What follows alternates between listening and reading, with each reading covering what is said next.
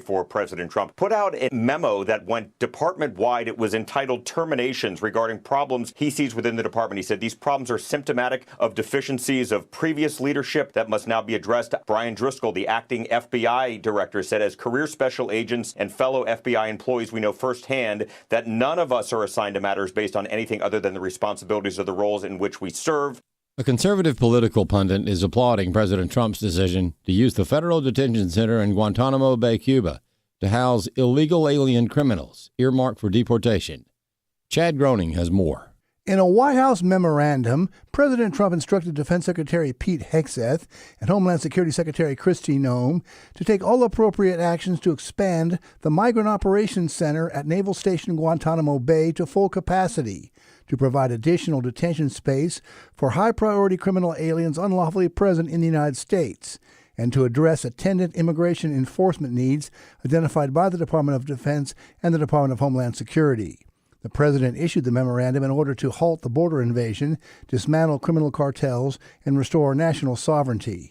Gary Bowers, chairman of the Campaign for Working Families. I applauded the announcement by the Trump administration that they are looking at what kind of changes have to be made at Gitmo in Cuba to be a place to hold people that have entered the country illegally, but we have not yet been able to return them to their home countries.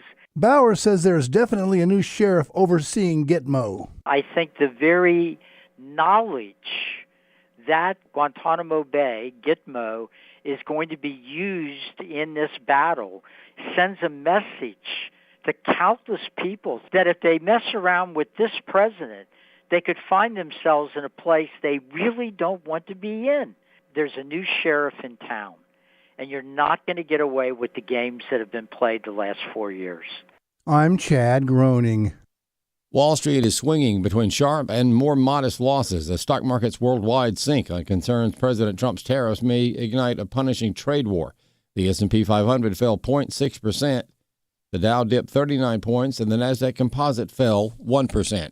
More news online at afn.net and on the AFN mobile app. I'm Rusty Pugh. Hello, my name is Andy Miller, and I'm the president of Wesley Biblical Seminary based in Ridgeland, Mississippi.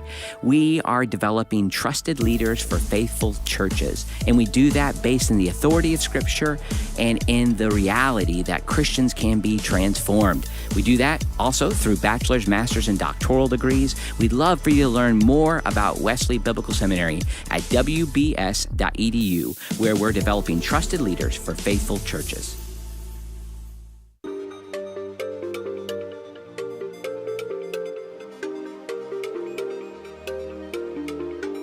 We inform. Religious freedom is about people of faith being able to live out their faith, live out their convictions, no matter where they are. We equip.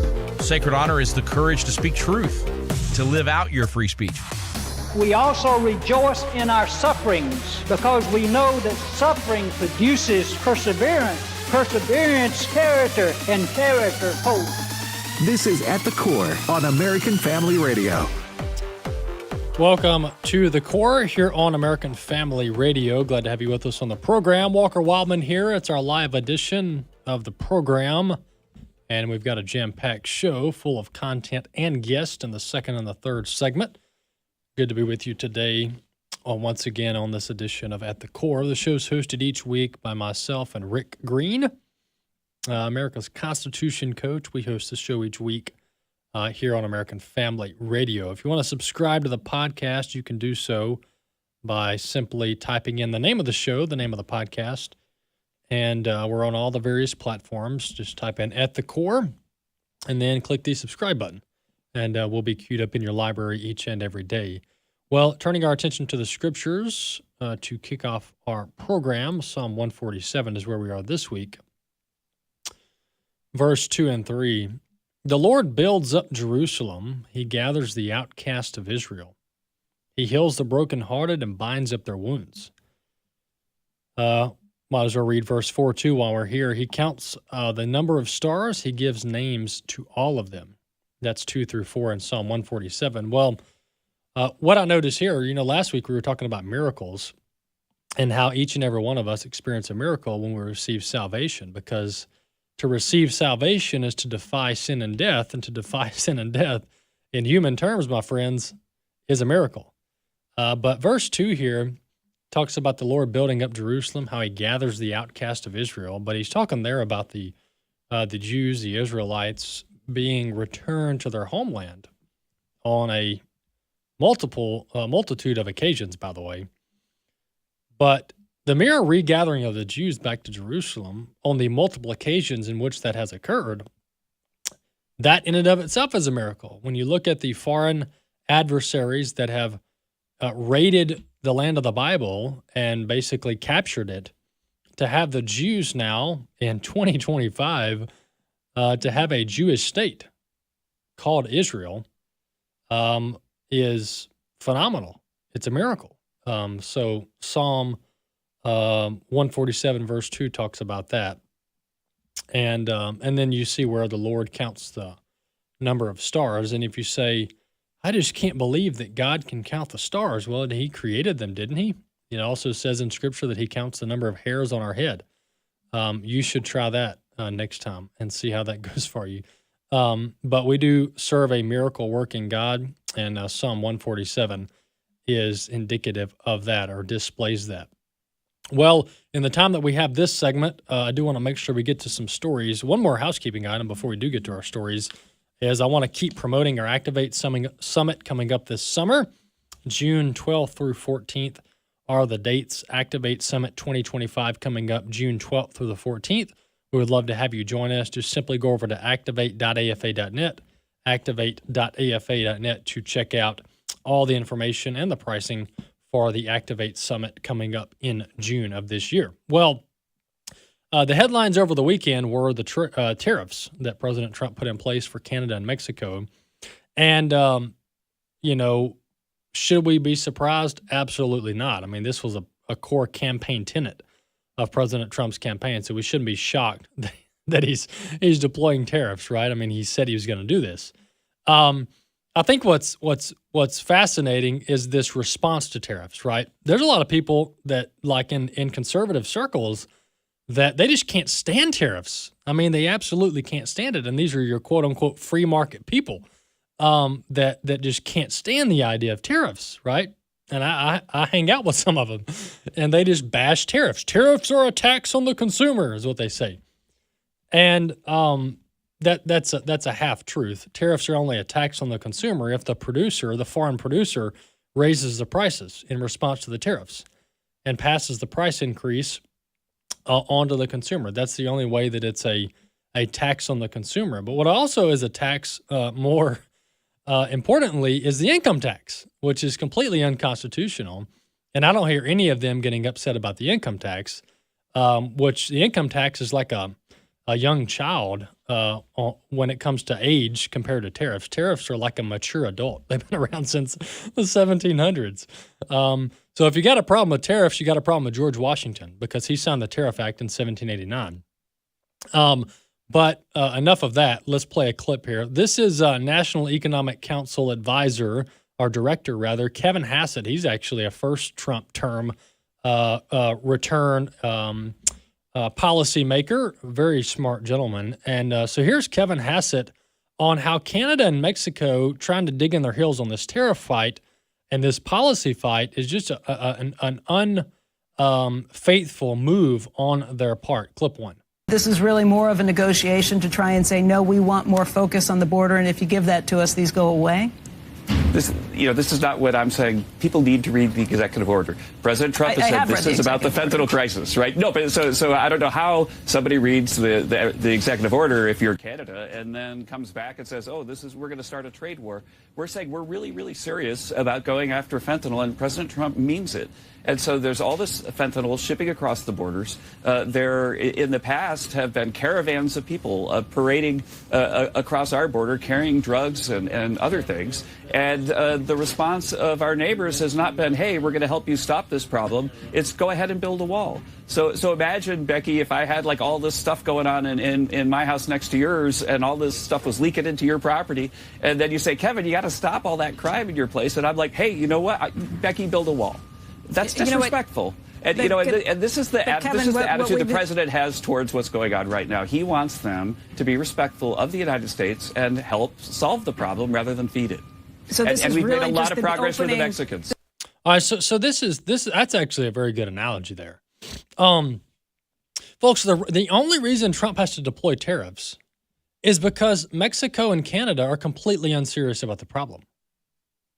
Well, why didn't he negotiate with them before the tariffs? Well, because they're completely unserious about the problem. All right? This is not new stuff, all right? Mexico and Canada have been permitting fentanyl across their borders for decades. And they've refused to do anything about it for a variety of reasons.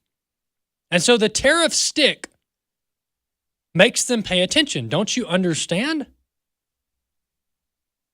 You're naive to think in the realm of foreign policy that just calling up your buddy in Canada or Mexico or your gal in the in the Mexico case, that just giving them a phone call and saying, hey guys, you really need to get your act together is going to fix it. To think it's that simple is to either not fully understand what's going on or to be completely naive, or both. And the moral outrage about tariffs is one of the most disingenuous, lowly educated arguments I've ever seen in my life. Because if you've got a problem with tariffs, you have a problem with George Washington. And if you have a problem with George Washington, well, I can't help you with that. And it's one thing to say, look, I just think we need to ditch tariffs. I just think the president shouldn't have the authority to do the tariffs. They're a tax on consumers, whatever talking point you want to regurgitate. And if you want to have that position, it's America. That's completely fine.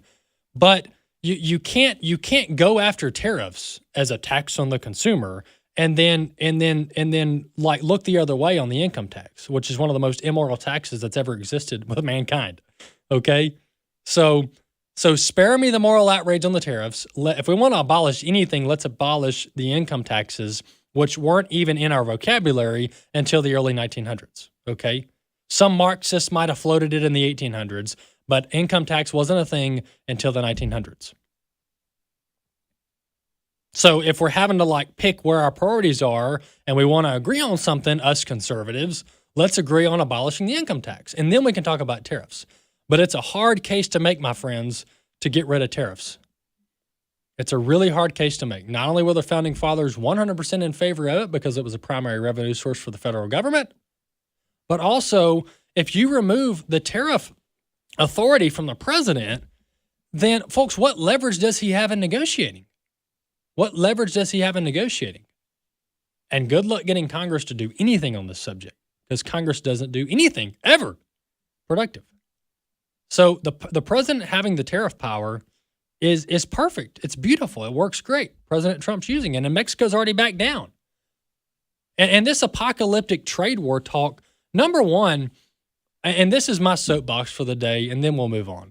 Number one, what is a trade war? Somebody please explain to me, by definition with data, what a trade war is.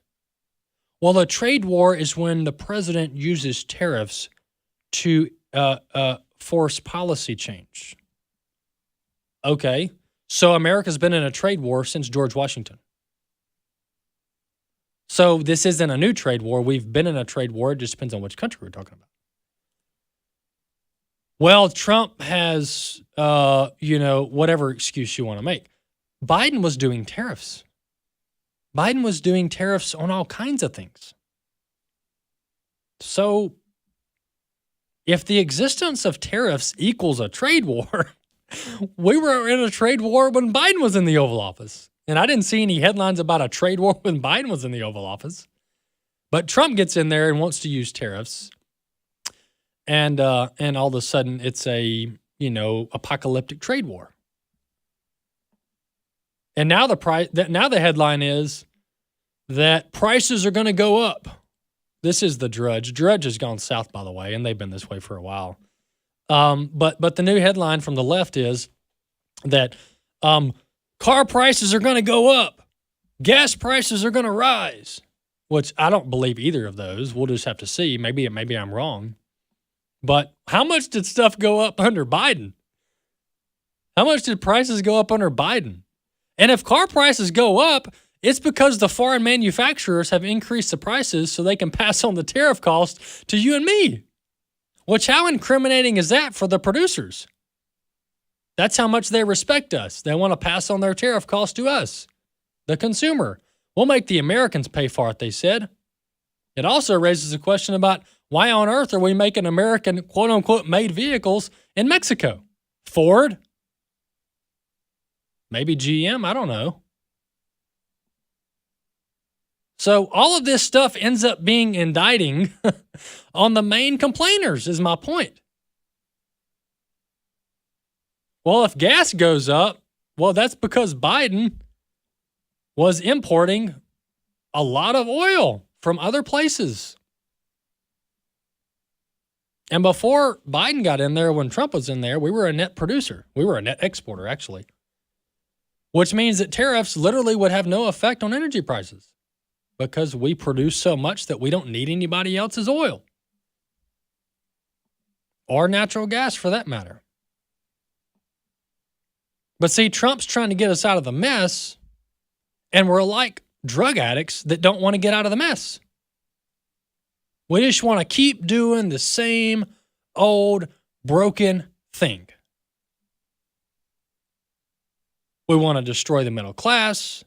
We want to tax the middle class into oblivion.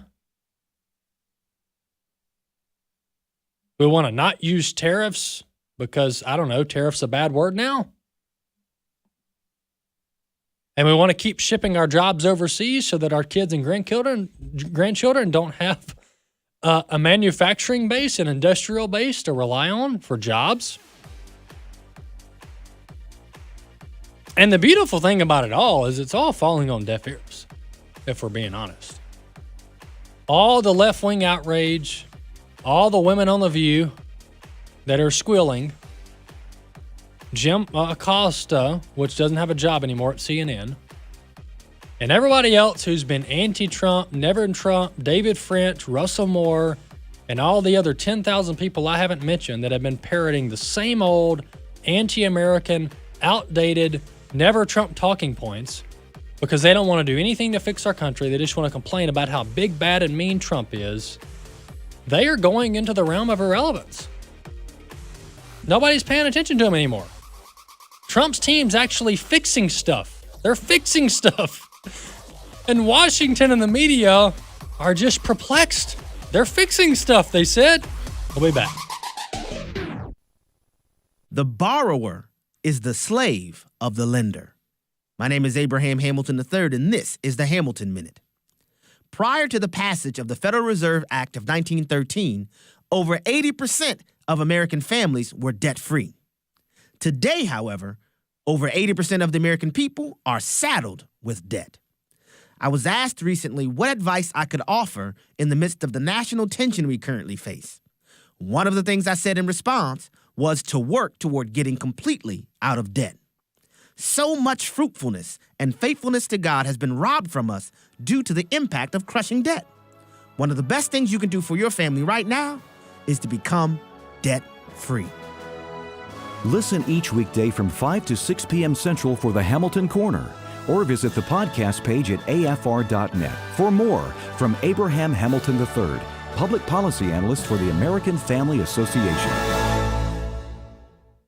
The words you are about to hear are taken from letters sent in by members of the Trinity Debt Management Program. Dear Trinity, today I'm making my final credit card payment. Before I came to you, I was in a constant state of anxiety and panic, but now there is hope for my family's financial future. Working with Trinity made me understand that I'm not alone. You really do help people. Your kindness will never be forgotten. Without Trinity's support, I would not have achieved my lifelong goal of becoming debt-free. Trinity. We saved a lot on interest and penalties, of course, but the reward was the gift of human kindness. Trinity has carried me through a very difficult time in my life. You're amazing. I used to feel so anxious and hopeless. Now I feel grace and peace. God bless Trinity as you continue to help others become debt-free. If credit card debt has you down, call Trinity at 1-800-788-1813. That's 1-800-788-1813.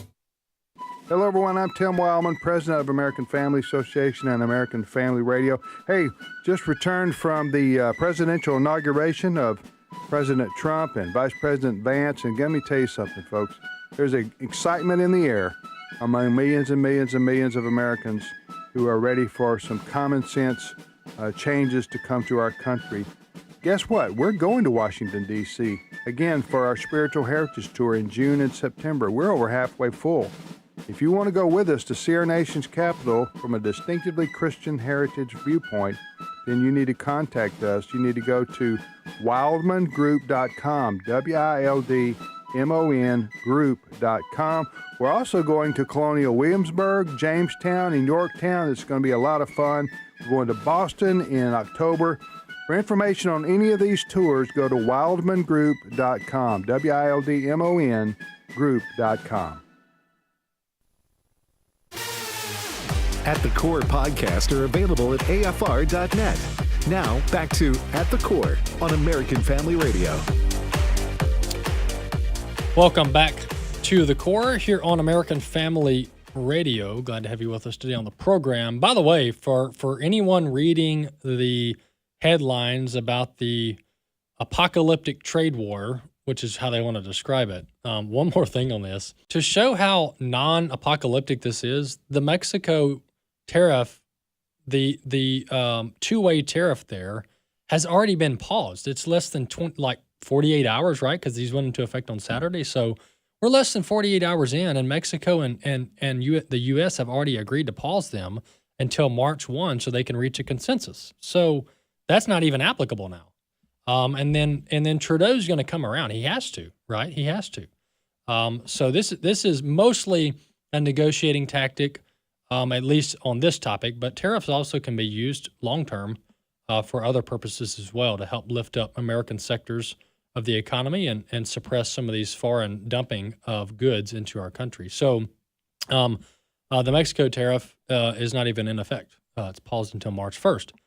Because why? The Mexican president said she's going to come to the table and try to reach an agreement with the Trump administration.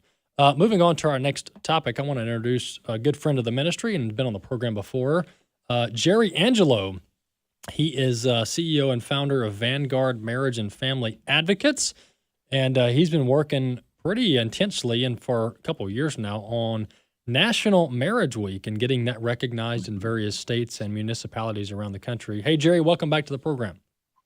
Hello, Walker. Thanks for having me. It's great to be back. Absolutely. So we've been working with you and your wife on all things marriage related for a couple of years now. I know you and Dr. Jameson Taylor are pretty good friends and have worked together on various policy items. But one thing that you're highlighting is National Marriage Week. And if you would have asked me a couple of years ago, I didn't even know National Marriage Week existed. But it does, and it does for good reason. So tell us a little bit about National Marriage Week.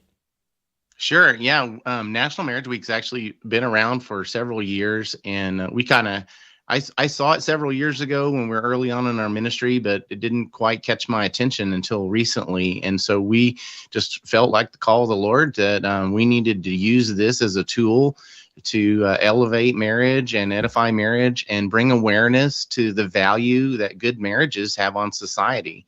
And we celebrate it every year, February 7th through the 14th. And so hopefully we'll be, just like last year, we'll be get back again next year talking about it, just to, bring attention to it, because it really is an important point in Hebrews 13:4, where it said marriage should be honored by all. And so we want to bring awareness to God's word. Absolutely. And this institution of marriage and the getting the culture and including the government to not just recognize it, but promote it has broad implications, Jerry, because Look, marriage has been gutted and undermined by the cultural Marxist and by the government actors that don't want one man and one woman being the primary authority over children's lives, because there's multiple reasons here. A lot of it's spiritual, because they want government to be our God, right? That's kind of the political angle. But ultimately, it's spiritual, because you can't. It's almost like the hatred for the Jewish people. You can't really explain in logical terms why there's this avid, resistance to one man, one woman marriage, because of how naturally good it is, and the blessings that it brings about, unless you might describe things in spiritual terms. But talk a little bit about not just the culture, but government also weighing in on this and promoting one man, one woman marriage, about the implications of that. Sure. You're exactly right. Scientifically, naturally, God's design for marriage of one man, one woman's been going on for thousands of years. And it's just, the scheme of the enemy to distract and divide. So they want to divide us with these distractions and redefining, God's plan. And again, this has been going on for thousands of years, and even with some of the other issues that are going on in family, that's just what the enemy does. He distracts and he divides. But a great tool that your local governments and your state can use is marriage proclamations that talk about the benefits that strong marriages have on our society. And it's a great tool of awareness, and a lot of people don't realize this is going on. So we're trying to do what we can to bring awareness to that. In fact, there's been several states already that have either signed marriage proclamations in the past and are currently signing them right now, like Oklahoma, Texas. We're waiting for one at this moment. They signed one last year as well. Virginia just came out with one. Mississippi, in Indiana as well, we're waiting. And in Missouri, not only are we going at the state level, but we're also going after several counties in the state of Missouri, like Berry County, Greene County, Christian County. And those are some of those are large counties. And so, again, we are just trying to get the word out on that.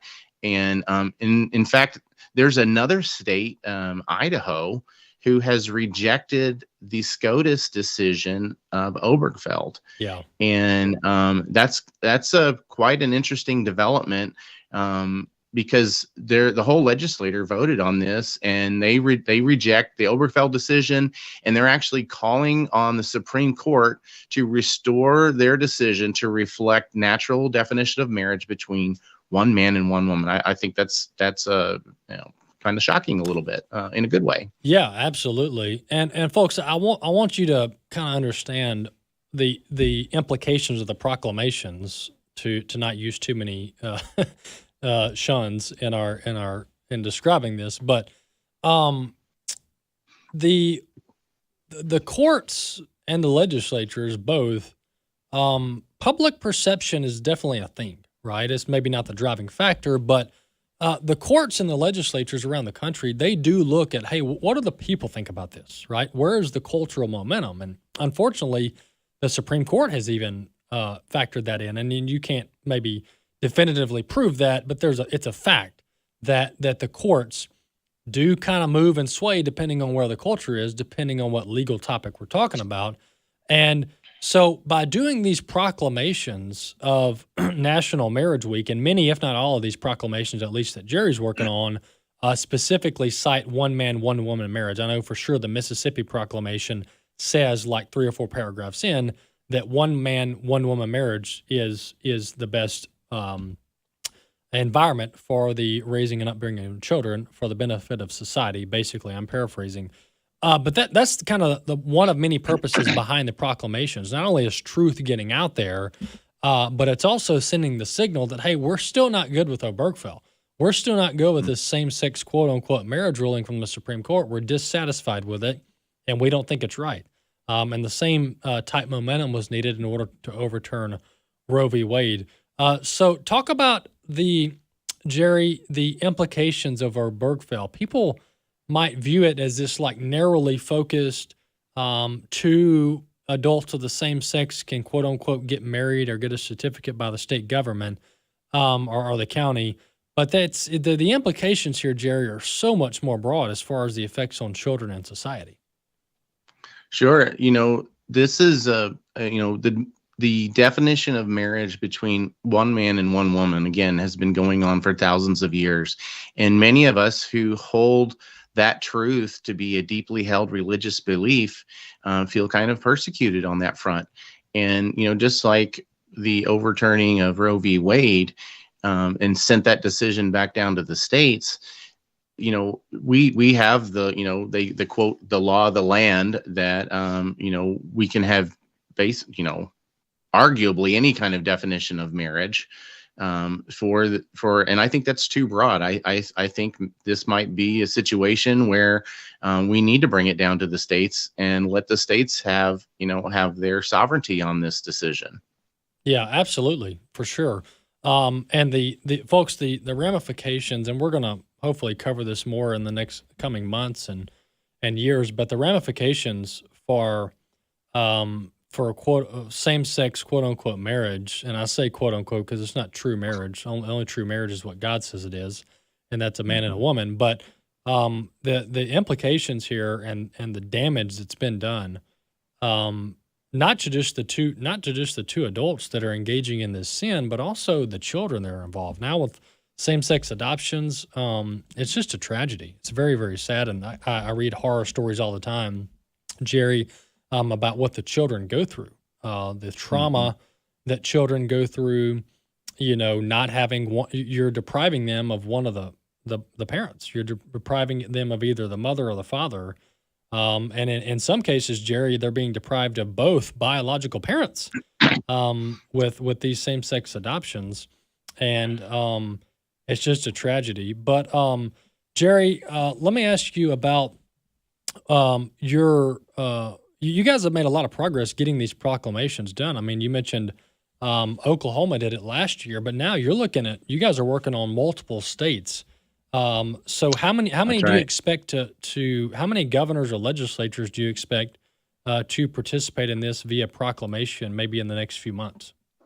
Right. With the election cycle and people transitioning over in January and then having National Marriage Week being on February, it's kind of challenging to wade through who's the right contact. So we're not stopping now. We are continuing to ask the leadership of all states to sign on to this movement. And there's a lot of people out there that really support this. And it's just amazing to me. Again, there are some counties in Missouri, they just kind of heard about it and started doing it on their own. And again, when I heard about Idaho, and there are some other states, I think the Dakotas are also doing a similar process. And so it's very encouraging. And we're going to keep asking state leadership to join onto this movement. And if you are a person in leadership in your state, or maybe you're a pastor at your local church, if you want to download a template that has a sample marriage proclamation on it, whether you're a pastor of a church, whether you're a county commissioner, or executive level at the state, you can download a template at marriageminute.org. Just look for the marriage proclamations there, and you can download it, modify it, and we would love to talk with you about that if that's something that you're interested in doing. Absolutely. That's the marriageminute.org. Jerry, last question. The road to overturning Obergefell seems pretty difficult, to put it mildly, because of the cultural decay, the moral decay that we have as a nation. But just for a minute or two, talk about the importance of court rulings and the Supreme Court when it comes to shaping how people view the issues. Because a lot of people maybe think, well, it's just the Supreme Court, and what does it really matter? Who does it really affect? But the government, meaning the Supreme Court, giving the thumbs up on a very unnatural relationship is damaging, and it has ramifications for years to come. That's right. And this situation, it goes contrary to, again, the natural order and also even scientific data and evidence. And an inconvenient truth here is children do best with their natural mother and father, in a stable, healthy home where they're learning how to have good relationships. That's the best solution for the family and for those children. And they have kind of distorted that a little bit, but and they try to suppress that truth. And even the subject you were talking about previously to this, it's what the enemy does. We're distracting you with things that aren't true, and we're dividing people. And so we have to get the truth out there, and we have to show people, what these truths are and how important they are. And we just have to keep focusing on that and educating people on how to have good, strong relationships. And that's our mission, is to do exactly that. We want to help pastors, churches, entrepreneurs, businessmen and women, state and local governments, anybody that has an interest in having a strong society. We want to help equip them with evidence and skills-based programs and show them how to implement that in their local communities, because the way that our culture is going in the community is how our state and our nation is going to go. And so if we can continue to show people how to have strong marriages and families, we're going to have strong communities. And it's just a natural thing that will happen. Absolutely. Well, we've been talking to Jerry Angelo. He's CEO and founder of Vanguard Marriage and Family Advocates. Hey, Jerry, tell our folks where they can check out your website and more information. Absolutely. As Walker said, with Vanguard Marriage and Family Advocates, but a real easy way to find us is through marriageminute.org. That's a ministry that's supported by our nonprofit organization. And we also have a prayer ministry out there. So please check it out. marriageminute.org. We'd love to hear from you. All right, Jerry. Hey, thanks so much for your work and appreciate you coming on. Blessings. You as well. Thank you, Walker. All right. Thanks, Jerry. That's Jerry Angelo, good friend of the ministry, and CEO and founder of Vanguard Marriage and Family Advocates. And the topic there was National Marriage Week, and we've got multiple governors signing on to this proclamation talking about one man, one woman marriage and the benefits to society broadly are outlined in these proclamations. So we have to build momentum, folks, and we have to shift public sentiment towards natural marriage. And Lord willing, in due time, that will set up the stage and tee up the overturning of Obergefell, which has been a stain on our country to the likes of Roe v. Wade and slavery when it comes to directly contradicting what God's intent and design is for mankind. All right, folks, 2 segments down, 1 more to go. Walker Wildmon here. We'll be back in a few.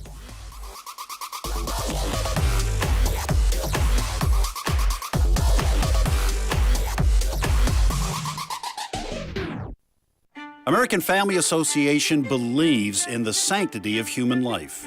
AFA Executive Vice President Ed Vitagliano. We've dedicated an entire edition of The Stand to the pro-life issue. Learn more about adoption, foster care, and even infertility and the technological solutions to that heartbreaking issue. It's available now at afa.net/The Stand. Click on The Stand, print version. Thoughts of the child you were carrying keep pouring over in your mind. A deep, unrelenting sadness overshadows your days, and you wonder if you will ever feel whole again. There is hope and healing from a reproductive loss. Call the International Helpline, 866-482-LIFE, and talk with someone who has been where you are. Your call is confidential, and we will help you find healing.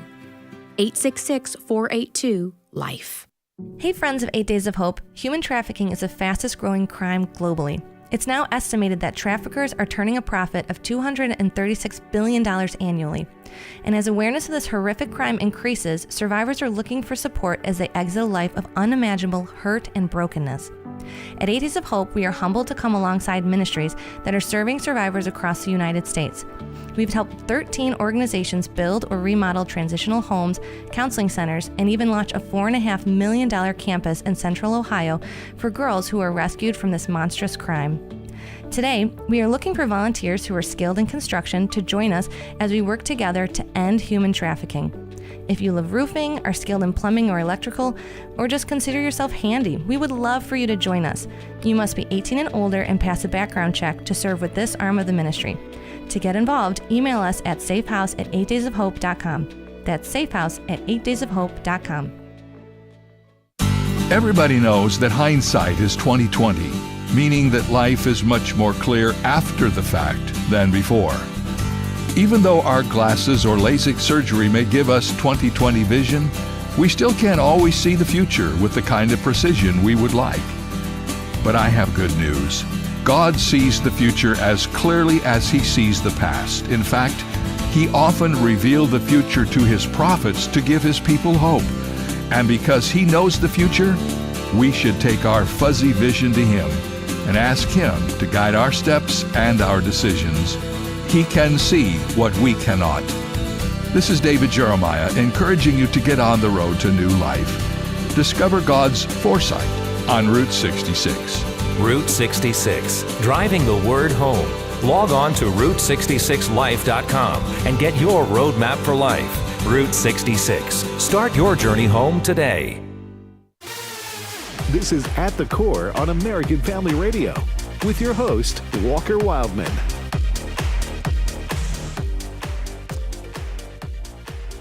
Welcome back to The Core here on American Family Radio. Glad to have you with us on the program. Once again, Walker Wildmon here with you. Last segment now underway to show how much our populace is in need of education.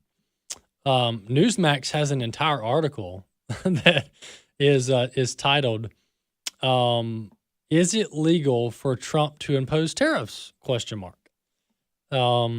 So look, I like Newsmax, and I'm partially joking here, but there's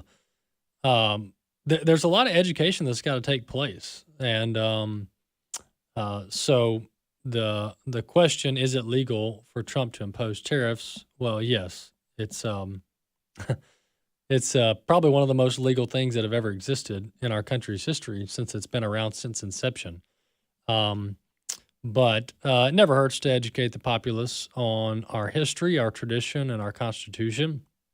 And, I was reading up a little bit earlier about George Washington imposing tariffs. It used to be 5% on everything that came in the country, 5% tariffs. That was what George Washington did.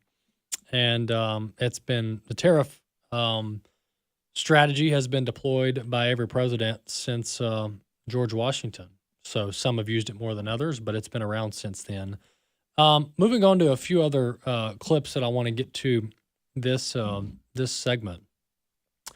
The New Jersey governor, this was shocking, Governor Murphy out of New Jersey. He admitted it. He was at an event speaking, and he admitted that he's harboring. I don't know whether this is active. This is true today on this Monday edition of the program, but it was true when this happened over the weekend. But the New Jersey governor admitted that he's harboring an illegal immigrant at his house. This was shocking. Let's listen to clip 4. We're talking about, I don't want to get into too much detail, but there's someone in our broader universe whose immigration status is not yet at the point that they are trying to get it to. And we said, you know what, let's have her live at our house above our garage. And good luck to the feds coming in to try to get her. That was the chief executive of the state of New Jersey talking about how he's harboring an illegal immigrant at his house. And you just wondered where the Democrats stood on this issue. Well, there you go, my friend. There you go.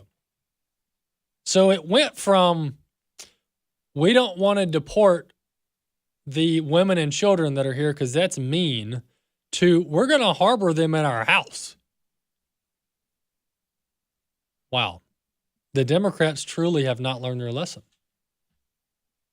That was shocking. So if ICE shows up at the governor's mansion, I don't want to see the left-wing media lose it because Trump's sending ICE to Murphy's house. Well, because he just confessed to harboring a criminal. This is shocking. I can't believe it. You couldn't write a book this good. All right, let's jump to our next guest. Mary Holland is joining us now.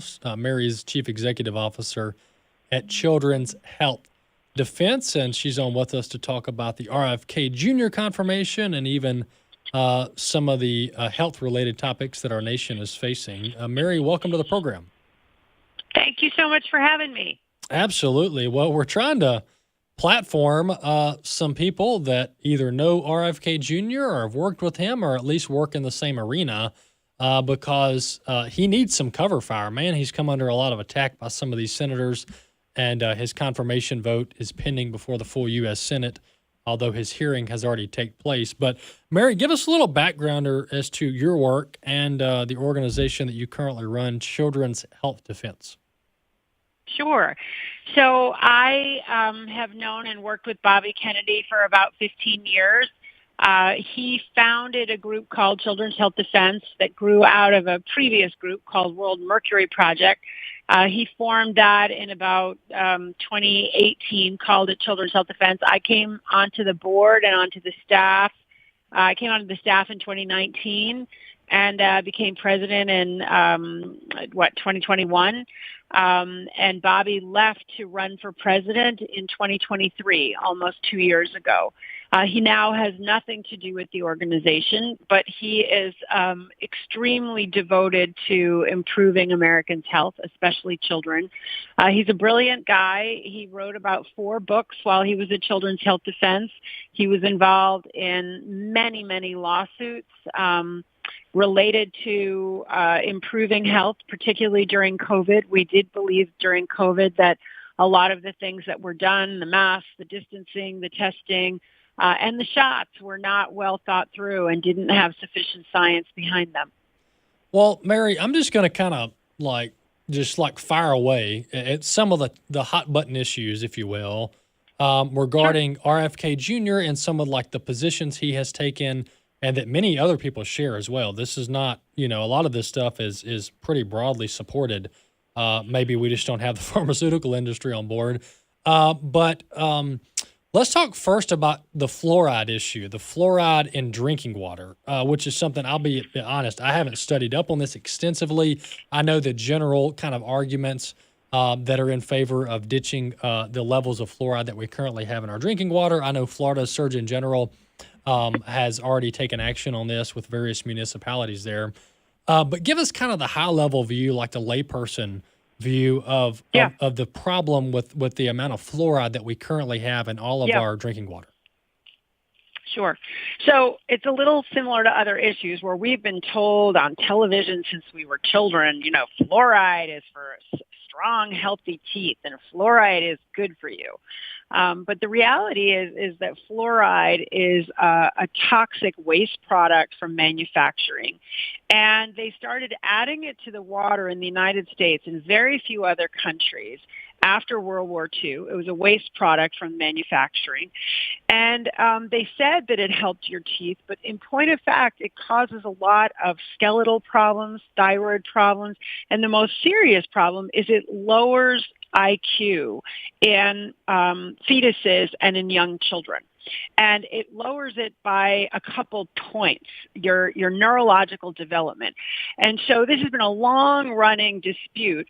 But in this dispute, a group that we've supported in some ways, they sued the Environmental Protection Agency under a law called the TSCA law, the TSCA law, the Toxic Substances Act, saying you're not providing truthful information, EPA, about fluoride and what it's really doing. And this is long-running litigation in federal court, and finally, this last year, the National Toxicology Program came out with a report that said, yeah, it's lowering IQ, it's causing problems with people's teeth, it's causing problems with bones, it's causing problems with thyroid, and it is an unreasonable risk. It should be, the EPA should change its warning labels on it. Now, as you mentioned, the Surgeon General of Florida, Joe Ladapo, then said this is medical malpractice for us to keep fluoridating the water. And one of the most important things is in Western Europe, they don't fluoridate the water, and they don't have any more or less tooth decay than we have in the United States. So I do think there's now a national movement, and Bobby Kennedy has been behind this, to take the fluoride out of the water. Yeah, it's something that, to your point, it really takes almost this resetting of your thought process to look at this objectively and look at it through this propaganda lens. Because to your point, it's just been pounded into our heads over and over again, like a religion almost, that we have to have fluoride in our drinking water. And so, I would just encourage Americans to take a step back and look at this objectively, and not just because some television commercial told me I had to do it. Right, but it's more than just the television commercials. The Dental Association, the Centers for Disease Control, a lot of different players were telling us since I was a child, fluoride is good for you. You need it on your teeth. You need fluoridated toothpaste. And the truth is, the science now shows us from the government itself, the most reputable part of the government that studies poison controls, they're saying it's not good for you. It's an unreasonable risk. And so we're turning around a ship. It's not going to turn all at once. But the turn has started, and that's great. The EPA is actually trying to decide now if they want to appeal this decision from a federal district court in California. I imagine they will not appeal it at the end of the day.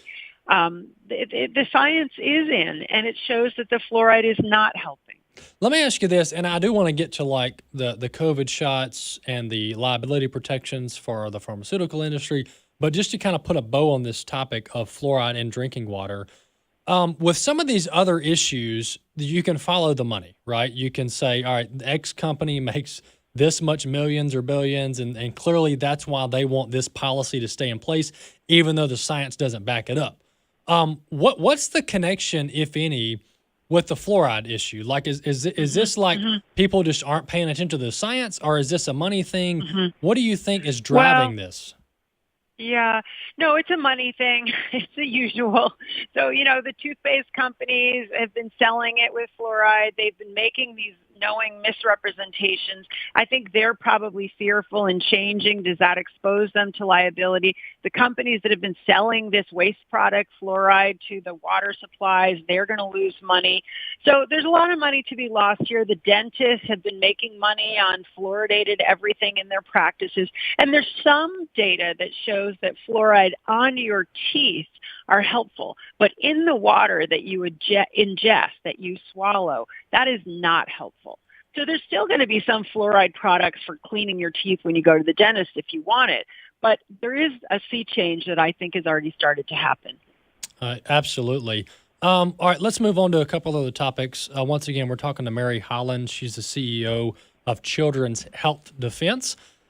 Mary, the liability protections for the pharmaceutical industry. This has been around for so long, but it was highlighted during the COVID pandemic because we had just testimony after testimony of people being harmed by these COVID shots, and then you go to civil court and you just have nowhere to go.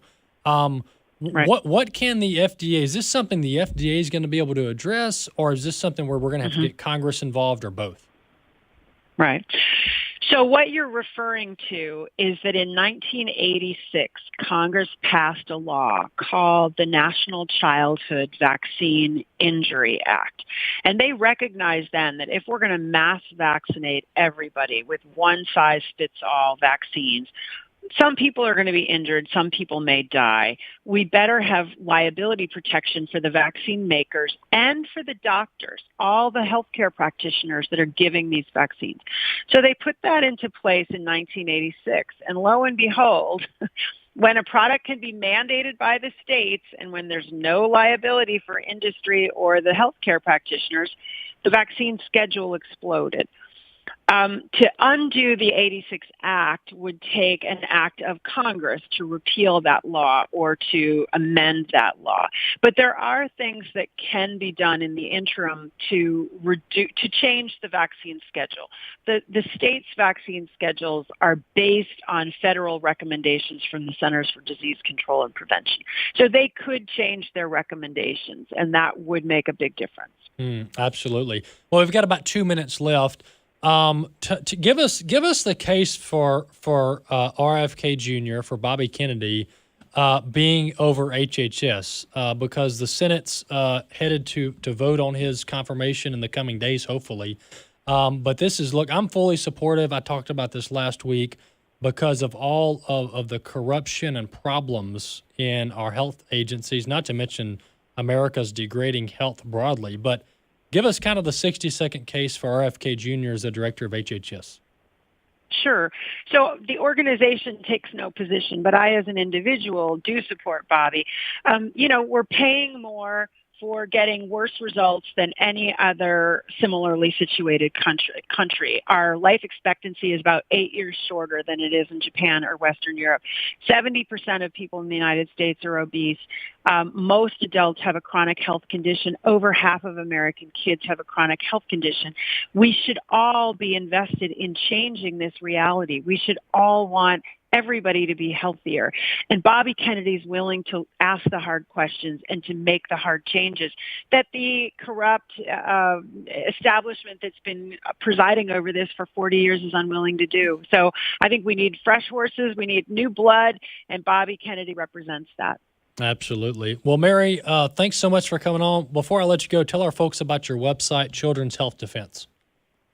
Yes, our website is childrenshealthdefense.org. We have a free newsletter that'll come to your inbox every day. We have a free streaming service that you can watch every day. We're doing science, we're doing litigation, and we thrive because of your support.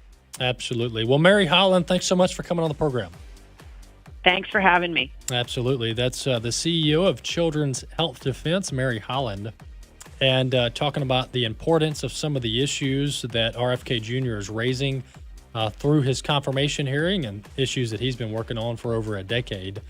Folks, I covered this last week, but the stats on America's health status are very indicting. And we've got to turn this thing around for our children and our grandchildren and for our own health as well, because according to Scripture, we're called to treat our bodies as temples, as living temples, so that we can serve and honor God, because after all, He is our creator. So that drives this topic.